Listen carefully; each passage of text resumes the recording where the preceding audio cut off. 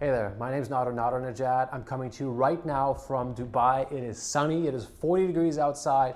We're headquartered in Canada, serving 80% US clients, and we're expanding globally now. Going to bring you some case studies very shortly, but it's been a long time, well overdue. Going to bring you some more information. Today we're going to talk about how to get rid or suppress negative government links for our names. Now, this is extremely damaging if you're in private equity, or you're raising capital, or you're refinancing, or you're even looking for a job or looking to open a new business, or you want trust from stakeholders. This is one of the worst things that can happen. But it's very simple, okay? Now, government links are usually, if they're there, they're probably public records. So if you can't get them expunged or removed by calling, it's usually a very slim chance. What I would recommend is creating websites. Websites work so well because all you have to do is set up the website, make sure it's informational, try to have your name in the domain. So I would have nadernejad.com or nadernejad.com.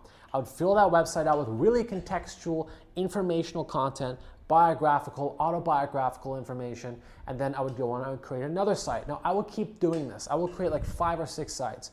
Nadernejad.com, nadernejadblog.com, nadernejadvideos.com, nadernejadnews.com, nadernejad, tutorials.com. And I would create all these different sites one at a time because it's very difficult to build 5 sites at the same time. Even if you're a professional, you'll get very spread thin. So I recommend starting with your site.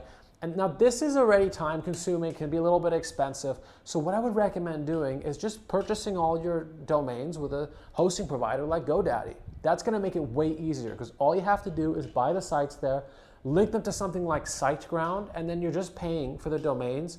And the annual fee is probably gonna be like $50, $60. So that's pretty good. And then you can build a website. Maybe your web hosting is like $100 to $200 a year, okay? And that's very expensive. It's probably gonna be less than $250 a year. It'll probably be like $150 a year if you do it properly. And that's gonna slowly suppress that government link. Now, the reason why it ranks so high is because government links are usually ending in the extension or the domain of whatever nation you're in. So if you're in the UK, it'll be .co.uk. If you're in Australia, .com.au. If you're in Canada, .ca. If you're in the US, obviously .com, right? So it's gonna rank, right? Or .gov. Good .gov ranks in Canada and in the USA. .gc.ca for Canada. So okay, no tangents.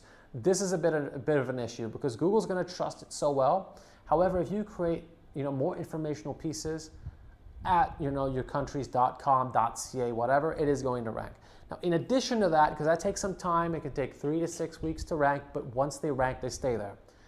The next thing you want to do is have enough socials. When you have many socials, YouTube, Twitter, Facebook, Instagram, you keep them active in the same way, and then you link them to all those sites, Google's going to say these sites are legitimate, and then they're going to say these networks are attached to these sites. So they will sprinkle into the first page of search, effectively dropping that link, that PDF, whatever that government link is, effectively onto page 2. And this still works in 2025, okay? And it likely will for the coming years. This works really well when you want to suppress negative content that is a government link.